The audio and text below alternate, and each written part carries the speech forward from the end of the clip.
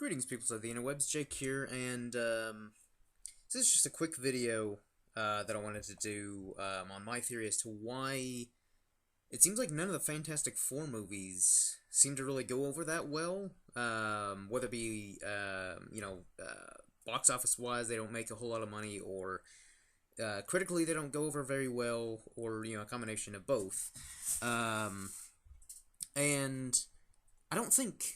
I mean, a lot of it obviously has to do with Fox Studios apparently not really knowing what they're doing with the Fantastic Four characters in the franchise as a whole. I mean, with the first Fantastic Four movies, from 2005, and then Fantastic Four: Rise of the Silver Surfer, they at least had the. I think the actors did fine. They did fine casting with them. Maybe not so much Jessica Alba. She's not the strongest actress, but she didn't ruin the film. Because I actually really liked the cast overall for those two films, and even Julian McMahon as Doctor Doom. I thought he did a really good job as portraying Doctor Doom. But the main thing with those movies was the writing. I mean, special effects, they weren't bad for its time. Looking back now, they're maybe a little bit dated. Like, Michael Chiklis's Thing costume looks kind of rubbery and, looks very much, obviously, like a suit. Although I actually, in all honesty, prefer that, because it's at least practical effects over the new Thing design, which is pretty much all CGI, which, I mean, the CGI itself does not look horrible, but the design of the Thing I'm not too crazy on. And also it's just, I don't know, with CGI, I don't know, I just think it's got to be used responsibly. Don't just CGI everything, which a lot of directors are really fond of doing these days, but that's a whole nother thing that I could do an entire video on, but that's not what this video is about. So basically with, like I was saying, with the first two Fantastic Four films, I think the actors I thought were really good, in terms of, the way they portrayed the characters. I thought they did pretty well, and even, the design of their suits, was fairly fitting, compared to the comics. But again, I think the main thing where those films suffered was the writing. Perhaps even more so in Rise of the Silver Surfer, especially the way they portrayed Galactus, as basically this big space cloud. And, for those of you who may not know about Galactus or be familiar with him, or even the Fantastic Four for that matter, and you saw that film, look up a picture of Galactus and then compare it to basically that space fart, which is basically what Galactus was portrayed as in the Silver Surfer, and then you'll realize why that was such a big deal and a big disappointment for comic book fans. Which I'll admit, I'll be very transparent here. I'm not even that big of a fan of the Fantastic Four. I really don't care that much for them. In comparison to like some of the other Marvel heroes. And characters. Not to say I respect for what they did for Marvel Comics and the superhero genre as a whole, because they were the very first superhero team, and they're a Marvel staple. They're one of the first creations that Jack Kirby and Stan Lee did when Marvel Comics first became Marvel Comics. And so I respect for what they've done for the comic industry, whether it be the comics and the fact that they created the whole superhero team subgenre, I guess if you could call it that, is obviously phenomenal and a testament to what they started. But I don't know, just as a whole, I'm not really that big of a fan of the Fantastic Four. And again, I'm not knocking the Fantastic Four. I'm not saying that like they're terrible or anything like that. Personally, they're not that interesting to me. Because really the main reason I even saw the first Fantastic Four movie in 2005 was because of Jessica Alba. And, the movie was just okay. Like, after the movie, I was just like, yeah, it's okay. Um, it at least did well enough to get a sequel, which that sequel was a little disappointing.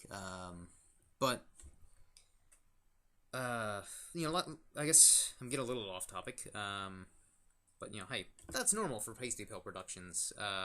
Very unprofessional. Probably should have scripted this a bit or outlined it, but like I said, that's not what we do at Pasty Pill Productions. We wing it, and that's what I'm doing right here. So hopefully this will be watchable or listenable or whatever. But I guess like the main thing with the Fantastic Four movies is it's not inherently Fox's. I guess it's not inherently their failure. I mean, granted, there's a lot of responsibility on Fox to do justice to such an iconic series of characters and whatnot. But at the same time, it's not again, like I was saying, it's not entirely their fault, I guess, for not doing the movies well. And apparently even worse with this new film, the new Fantastic Four reboot, which has apparently had nothing but pretty much negative criticisms. And so, which I guess I'll kind of dive into that before I kind of go into my main reasoning as to why, or I guess my theory as to why the Fantastic Four movies just can't seem to do that well on either side, whether it be critically or, box office wise, or, a combination of both. But like with this new film, a lot of people were, just flipping out and making a big deal about the fact that Johnny Storm is black in this new film, and that Sue Storm is an orphan, which, me personally, I'll admit, when they first announced they were rebooting the Fantastic Four, I was like, oh, okay, whatever. I wasn't super excited like I am with most superhero movies, because, like I said, I'm just not that big of a fan of the Fantastic Four. And I was like, well, hopefully if they do reboot it, they can do better than the other Fantastic Four movies, which again, not to say they're horrible, they're just okay at best. But with this film, the main problem was, like, I don't care that Johnny Storm is black. I really don't. Because it doesn't change his character at all. You can make him whatever race, ethnicity, whatever. It's not going to change, it's not going to change his character. So long as they still stay by the source material of what Johnny Storm's character is like, kind of cocky, hot-headed, a little full of himself. As long as you get his characteristics right, make him whatever race or, whatever you want. It's not going to change his character. And I think that was the main thing that people, I guess, were missing when they first cast Michael B. Jordan as Johnny Storm. People were like, what? You can't have a black guy as Johnny Storm. Who cares? I mean, regardless of how you feel about the film and his portrayal of Johnny Storm, it's the fact that just because you change his race, it doesn't change his character at all. And again, same with Sue Storm. The fact that she's an orphan doesn't really change her character. It might change their dynamic slightly, because, Johnny and Sue are brother and sister, biological brother and sister in the comics, whereas, step siblings, but, overall they're still siblings, so it still doesn't, it's not like it's a drastic change for those characters, so, that was fine, like, that didn't really bother me. The thing that really bothered me, though, was, like, okay, so the cast members, Miles Teller, Kate Mara, Michael B. Jordan, and Jamie Bell, they're all good actors from what I've seen of them. They're really good. They're upcoming stars. They've done some big things here and there. But I feel like this movie, or the most recent one, this could have been the movie that really solidified them as movie stars, to where they just jump up in the ranks and they're, up there with, like, some of the A-listers. Much like how Thor, the first Thor movie, did with Chris Hemsworth. Before that movie, he was an unknown. No one had really seen any of his work or heard of him, but after Thor, bam, Chris Hemsworth is everywhere. Now, whether that'll be the case still with this movie, that remains to be seen, since it's just opening weekend, and even though critically, box office-wise, it's not doing that well. I mean, I think last I checked, it only had a little over 26 million opening weekend, which that sounds like a lot, but considering it was like $100 million budget movie, that's not very good, especially for opening weekend.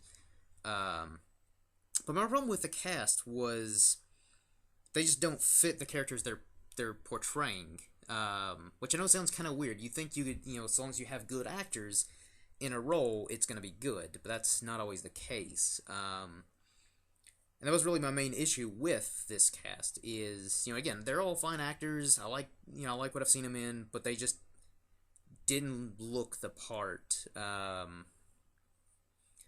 And that's a really big issue, especially with casting superheroes. A lot of times you have to pick the right actor that can portray both the human and the superhero. Like one of the big things with Spider-Man, you have to find an actor who can play both, who can play well both Peter Parker, the Peter Parker aspect, and the Spider-Man aspect, or even with Superman or Bruce Wayne and Batman. A lot of times, the actor may be a good Spider-Man, but maybe they're not a good Peter Parker, or vice versa, or, same thing with Batman and Bruce Wayne, Superman, Clark Kent. So a lot of times you have to find an actor who's at least kind of in the middle ground, whereas these actors, I don't think they're even in the middle ground. Like, I don't know if I can really explain it that well. Hopefully you'll get what I'm trying to say, but yeah, they just didn't fit the characters they were playing. And if you have these actors who don't fit the characters, then that is a huge problem with that film. Even if it's a good film, and again, even if they're good actors, but if they don't fit the characters, it's gonna take me out of the movie. Maybe I'm just really picky. I don't know. I will admit, yeah, I'm a little picky with movies. But at the same time, with superhero movies, I kind of have to go in there, distance myself from the comic book reader, and the fan of that superhero or whatever, and just kind of analyze that as a movie, and then afterwards, kind of be like, okay, that was a fine movie, now let's bring in the superhero aspect, and then kind of draw a consensus that way. Like, I'll give an example, Captain America Winter Soldier. That was a good movie. That was a really good movie going in, and then you add in the fact that it's a Captain America movie. It's like, oh, that's a really good spy espionage thriller, and Captain America just happened to be the lead actor in that movie. That was really well done on Marvel's part. That wasn't the case with this new Fantastic Four movie. That was my main problem, is just the fact that, again, the actors didn't really fit the part, and I guess my biggest problem with both Fantastic Four movies is the way they portrayed Doom. Doctor Doom is one of the best Marvel villains of all time. Like, if you look up a list of, like, top 10 Marvel villains, he's always going to be in the top 10. And he's probably always going to be, like, within the top 5. Like, he's always in the upper tier of all the Marvel villains.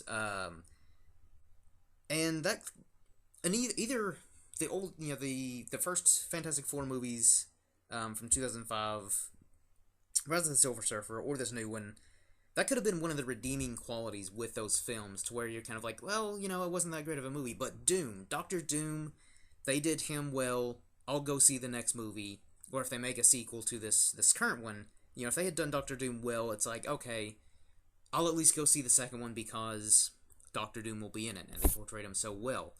So the thing with the first one is, again, Julian McMahon did a really good job, I thought, as Doctor Doom. But the writing was not very good, and he had, like, these electrical powers, which was weird. Because in most comic continuity, Doctor Doom is a sorcerer. Like, he's really adept with magic. And that's his main thing, and he's also a genius. So he basically builds all these Doom bots, basically robots that are replicas of himself. And anytime, most of the time, when the Fantastic Four or whoever's fighting Doctor Doom, they're always the Doom bots. So they beat him, they're like, yeah, we won. Oh, shit, never mind, it's a Doom bot. So Doctor Doom's still at large somewhere, scheming and causing evil. But, he's one of the best, in my opinion, one of the best Marvel villains. Probably my personal favorite. And that's one thing that's really kept the Fantastic Four series going, is Doctor Doom. Like right now in Civil War, what? Secret Wars. He's essentially God right now. Like, he is basically you know, manipulating everything, and he's you know, causing everything, pulling everything together in the Secret War storyline. Um, but again, in the first Fantastic Four movie, he's just kind of, yeah, he's threatening, sure. He's got like these electric powers, and it's cool. But it I don't know. It didn't work for me personally. I mean, again, it wasn't horrible, but I just, the whole time when I was watching that movie, it's like, no, no. And again, this is before I was even really comic book savvy. Before I started reading comic books, mind you. But I was familiar enough with the Fantastic Four and a lot of the other comic books and stuff like that from watching the shows and whatnot, to where I knew at least some of the basic stuff. And when I was watching that movie for the first time in theaters, I was like, Doctor Doom doesn't have electrical powers. He's magic, and sure, he can probably conjure like lightning bolts or whatever, or some kind of magical ability. But yeah, okay, it didn't ruin the movie, but even still, it's kind of like, you could have at least got Doom right. I mean, you got all the other characters right overall. Their powers and just their mannerisms and stuff like that. They did pretty well. But Doctor Doom, he doesn't have powers, again, per se. Like, he doesn't have, like, super strength or anything like that. But again, he's one of the best sorcerers in the Marvel Universe. And that's, he uses that in combination with his great intellect. That's what makes him such a powerful and such a struggle to, such a formidable foe for the Fantastic Four, whoever in the Marvel Universe, in the comics or whatever, is fighting against him. Because he's usually one step ahead of you, and he's got magic to basically, protect himself, and then he's got all his Doom bots doing his dirty work for him, and, pretending to be him and all that. And then with this new one, like, he's basically just like this kind of emo, lethargic guy who I guess is mad because Sue Storm didn't love him back, and then all of a sudden he's kind of like, well, I have to destroy the world. For some reason, they didn't really explain that. Don't know why. You'd think that'd be pretty important to explain why the villain of the film is doing what he's doing, but they were kind of like, whatever. But apparently there were a lot of problems with this film, just not even as a film itself, but like the production and whatnot. It's a lot of studio interference. But even still, like, if they had gotten Doom right in this movie, that could have really been the thing that, like, supported the movie. Even if he was only in it for, like, the last 15 minutes or so, that could have been the one thing where people are like, well, okay, the movie's kind of boring, it started off slow, blah, blah, blah. Negative, negative, negative things. And then the ending, it's kind of like, but Doom, as soon as they brought in Doom, he really, stole the show, and he really, he was a great villain. But, the new one, they kind of downplayed his menace, and he just looked like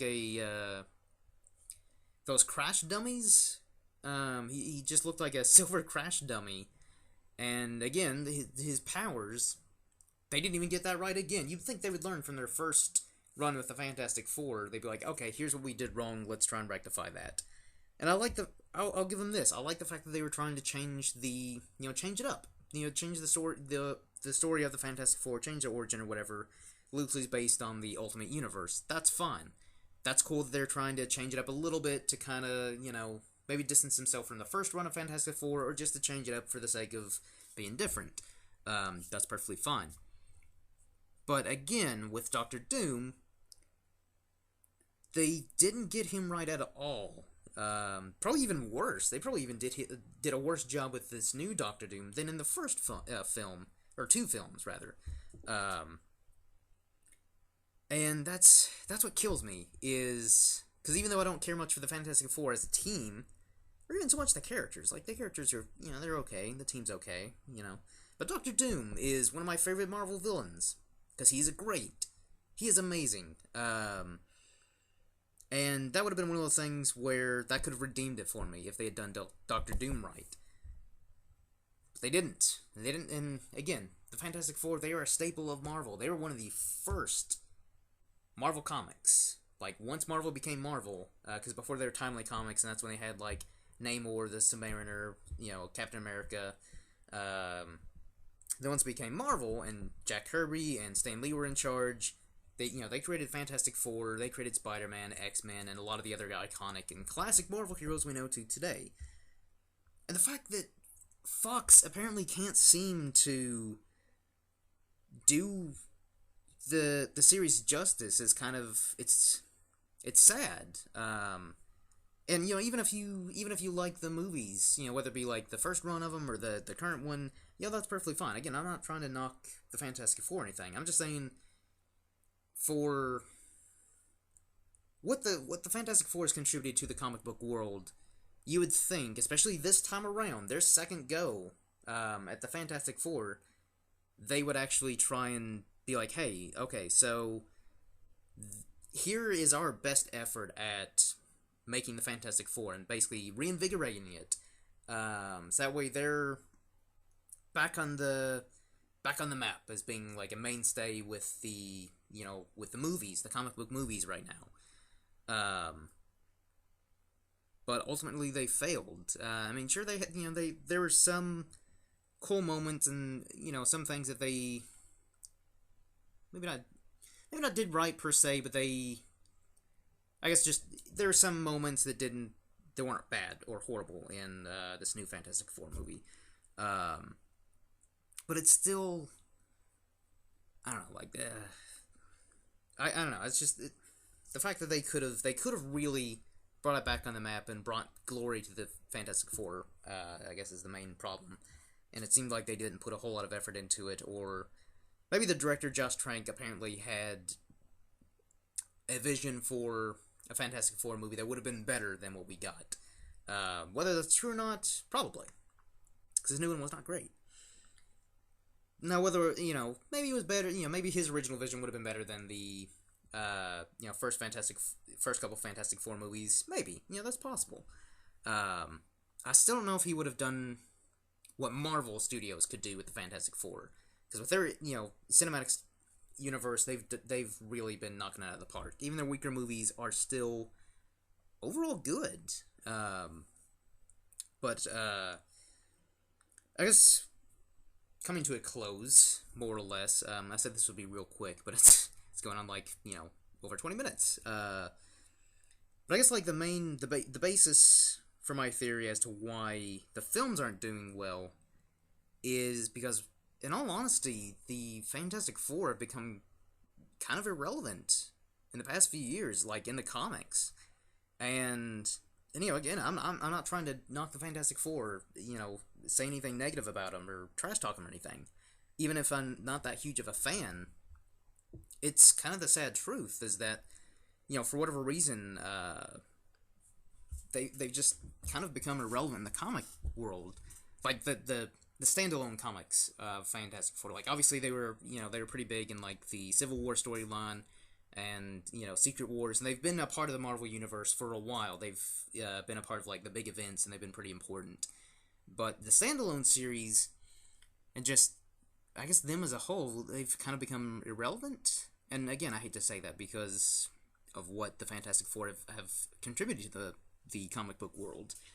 And really, the one thing that has kept them relevant is Doctor Doom, because he is such a great and iconic villain. Like, if they took Doctor Doom out of the Fantastic Four, I don't think the series would really would have continued to go on. And I'm sure people, if they're not already typing in the comment section below like negative things on how dumb I am or how horrible a person I am for saying the Fantastic Four are irrelevant or have become irrelevant.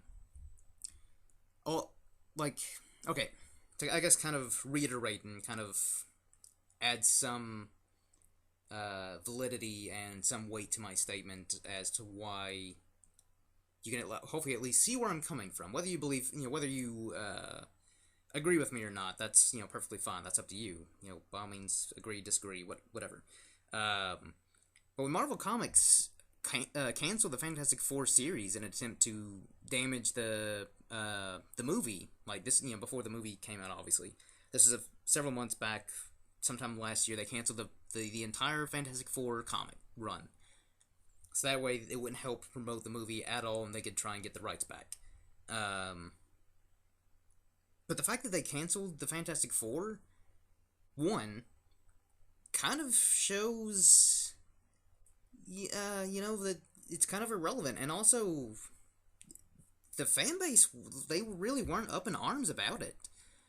I mean, yeah, you probably had like your niche group of people who are the big Fantastic Four fans. I'm sure they were upset, but overall, the Marvel readers and just comic book readers in general were not up in arms about canceling the Fantastic Four, which you would think they would, since the Fantastic Four is such an iconic series and a staple of Marvel. But you know, and honestly, I don't know what the maybe they just haven't had the right writers, or maybe not enough time put into the Fantastic Four comics, and maybe that's part of the reason why they got canceled.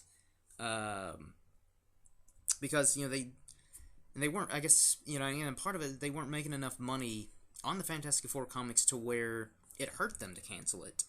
Whereas X-Men, I'm sure they wanted to cancel X-Men to try and hurt the Fox Studios with their X-Men movies, but they make too much money off of the X-Men comics, to where it would have hurt them financially to do that.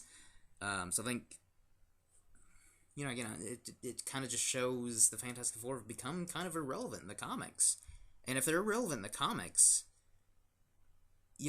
what's the basis on trying to make a film series, whether, they're trying to build their, just the Fantastic Four series back up and, cinematically, or, cause I heard that they were wanting to do a crossover with Fantastic Four and X-Men at some point, which would be cool, but it's still, how do you, like I was saying, how do you plan on making a blockbuster hit movie, on the Fantastic Four, on a series that's essentially irrelevant to the comic book readers? It would have just made more sense if Fox had just sold given the rights back to Marvel, and just counted their losses. Because, I mean, again, the first two Fantastic Four movies weren't horrible. They weren't great. And, I assume, even if they didn't make all their money back with the first Fantastic Four movie in 2005, they at least, it did good enough to get them a sequel. But then that sequel was a huge letdown for most people, and so that's why it took them so long to reboot it, rather than make a sequel to try and, fix the Rise of the Silver Surfer, and how disappointing it was to most of the fan base and critics. And so, I don't know, I just think it would have been smarter. I don't know, like, I get that Fox wanted to reboot it because right now there's a huge comic book boom out right now, which is fantastic. All these superhero movies and comics are becoming a lot more popular with just people in general. Like, I guess, nerdy stuff right now is kind of popular. Now, whether it's actually popular because people are genuinely interested in it, or it's this whole pseudo-nerd culture, which I could go into more on my thoughts on that, but I'll save that for, another podcast, or just maybe another solo video of me going on about nerd culture versus this pseudo-nerd culture out right now. But I get that Fox wanted to essentially reboot the series because it was good timing. But at the same time, I feel like, one, they really could have put more effort into this most recent movie, a lot more effort on so many different levels, more effort in, the writing, better casting, like actors that actually fit the roles better, but also just did a bit of research. I mean, sure, Marvel initially mostly just canceled the Fantastic Four series just to get back at Fox, but it was still the fact that they were able to cancel the Fantastic Four, and no one's super pissed off about it. Because if enough people were pissed about it, then they would have, relaunched the Fantastic Four. But again, not enough people were. It was just no one cared enough, I guess. Not enough readers for the Fantastic Four to, be up in arms about it, to where that, Marvel comics would bring back relaunch the Fantastic Four, or just, bring it back, falling off from wherever they left off.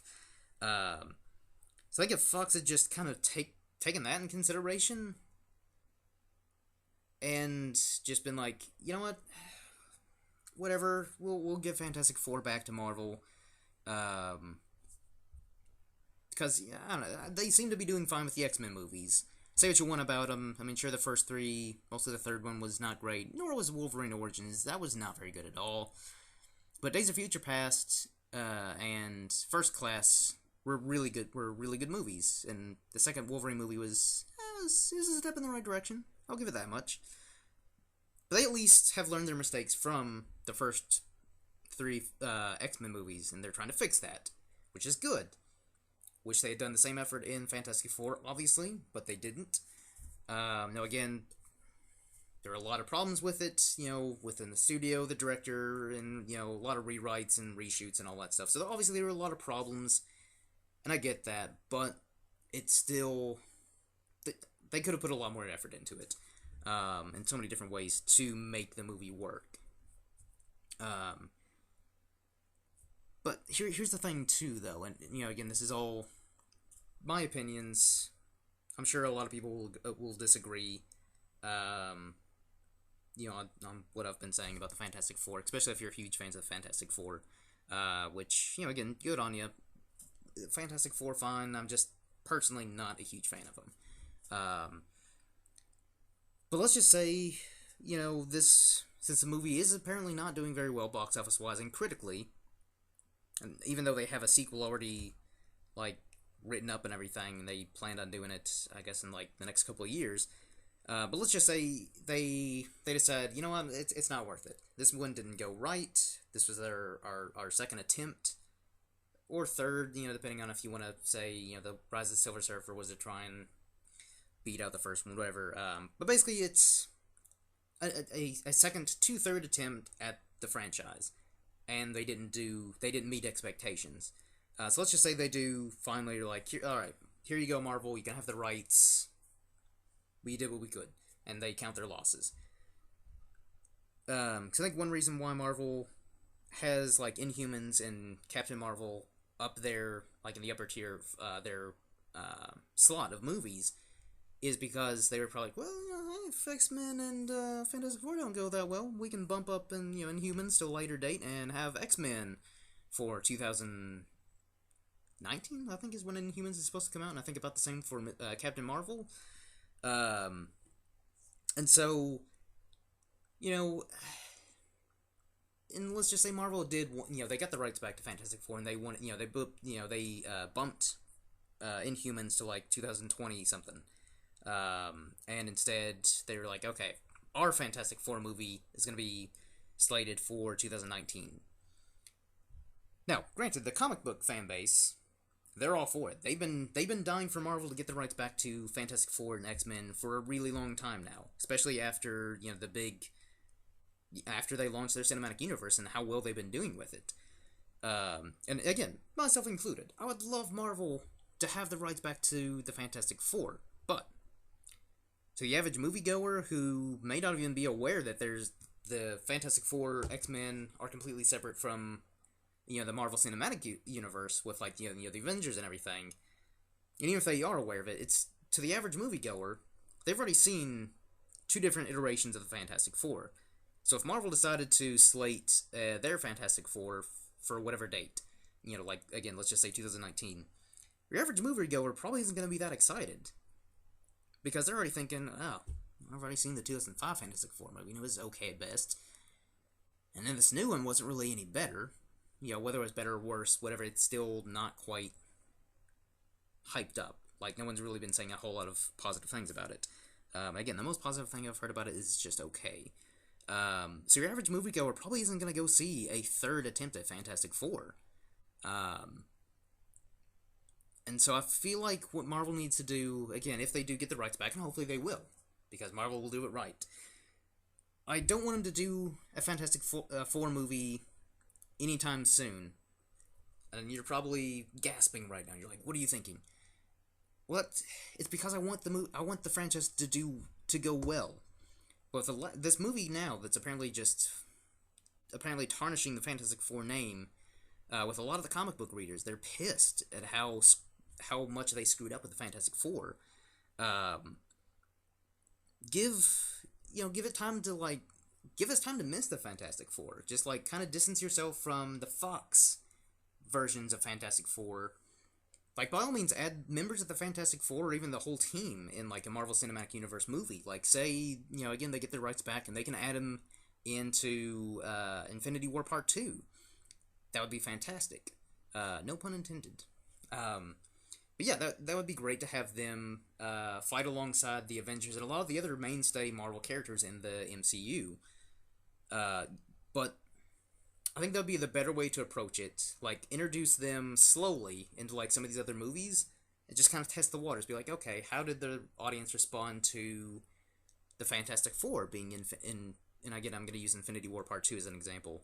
To see how well they respond to it, and, you know, they don't even have to be that big of characters. Just, you know, maybe they're more background characters. They're kind of just, you know, maybe they do contribute in the fight or whatever. But just see how well they do, see if the audience responds well to the Fantastic Four being in the MCU, and then be like, okay, the audience responded well, so let's maybe put, maybe not the entire team, but maybe let's put, like, Reed Richards in another Marvel movie. Whether he's a big role, small role, whatever. Let's just put him, or, you know, the Fang, or whoever.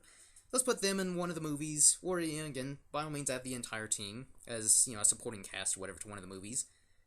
Again, just to kind of be like, okay, so let's try it again. Let's see how well they respond. And if it goes well, continues to go well, then be like, okay, guys, we're finally going to do our own standalone Fantastic Four. And then hopefully Marvel will finally do the Fantastic Four right and do it justice. Or just have Doctor Doom. Have Doctor Doom as a villain in one of the next Marvel movies, because like I was saying, he is the greatest, in my opinion, the best, greatest Marvel villain there is. And if they added him into the MCU and did him right, like more comic book accurate, I honestly think he would just blow Loki out of the water. Because I know a lot of people like Tom Hiddleston as Loki. I enjoy him as well. He does great. But Loki's been the villain for three films. And probably going to be the villain in Thor Ragnarok. So 4 films. Let's give Loki a rest. You don't even have to kill him off, but just I don't know, put him in, I don't know, a negative zone. Just do something with him to where he doesn't pop back up for a while. Or kill him off, whatever. Just give Loki a rest. Marvel, their only weakness in the MCU is their villains. They don't develop them enough, aside from Kingpin and Daredevil, which is amazing. I love that show so much, and I'm super excited for Season 2 and all the other Netflix series. But, give Doctor Doom a chance. Like, really flesh out his character. Even if they did an origin movie on Doctor Doom, and I'm not really that big on origin movies anymore. Like, that was really one of my only criticisms with Ant-Man, is the whole origin aspect. That was a minor criticism. I've thoroughly enjoyed that film. However, if they had just been like, okay, I'm Scott Lang Ant-Man, here's how I became Ant-Man, just summarize that in a flashback, here and there, little bits of information on his past, bam, there you go. He's Ant-Man, he's in action, he's a, you know, full-fledged superhero. That would have been, you know, my preference. But, again, that's neither here nor there. You know, if they did an origin on Doctor Doom, I think that would go over well with not only the comic book fans, but even probably your general audience. Having an origin film on a villain. Because, again, he didn't start off as a villain. He's actually got a really interesting backstory on how he became, you know, Doctor Doom. He's basically the king of his own country, Latveria, which he gained by force.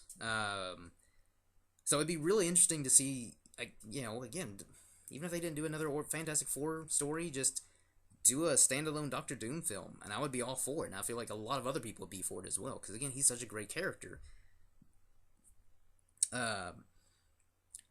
So, yeah, that's just how I feel, how Marvel should go about it, and how Fox should go about it. Just give the rights to Marvel. Just, step 1, sell it back to Marvel. Step 2, let Marvel do their thing, and then step 3, sit back and relax and see how it's done. I know this has been said before, but it's true. That's how you make a good Fantastic Four movie. Let Marvel take control of it. But yeah, that's kind of, I guess, the gist of. I guess it was kind of a theory, mostly just me prattling on about the Fantastic Four and all that stuff. But I guess the basis was, for my theory as to why the Fantastic Four movies aren't going well or have done well is because the comics themselves haven't. But again, hopefully, again, Marvel will get the rights back and they can start the comics back up again and put them under the right writer to, again, reinvigorate the Fantastic Four. I would love to read, if they brought back the Fantastic Four comics for Marvel, I would be one of the first people to read it, as long as they had the right writer. And, Brian K. Vaughan, one of my favorite writers, he's worked with Marvel, DC, Image, Vertigo, he's a fantastic writer, and, I would love it if they got him. I doubt they would, just because he's super busy with everything else. But I'm just using him as an example. Take a writer who has written just tons of different genres. They're consistently good. Get a writer like that to take the helm of Fantastic Four and really start it off strong. So that way you can bring back the fans, bring newer fans into it, and then go from there and just continuously reinvigorating the Fantastic Four, the comics, and bringing the cinematic universe as well. But yeah, that pretty much wraps this up. I'm sure I probably prattled on far too long because again, I just kind of decided to wing it. But hopefully you will have enjoyed it. If you didn't, whatever. Completely understandable, to each their own. Or you just hate me because I don't like the Fantastic Four that much. That's perfectly fine as well. Feel free to leave your hate below, because your hate completes me. And for those of you who may have actually enjoyed this or just found it interesting, feel free to check out my other videos here on the channel, where I usually am with other people, and it's hopefully more entertaining than me just rambling on for going on 45 minutes now. And hopefully you'll enjoy those videos as well. Hopefully you'll subscribe. So again, we're a growing channel, trying to reach 100 subscribers by the end of the year. But again, if you don't like the video, if you don't want to subscribe or check out the other videos, that's perfectly fine as well. Just feel free to leave me feedback, whether it be negative, positive, what have you. Just let me know what you thought. And yeah, so I think that wraps this up. So until next time, everyone, cheers.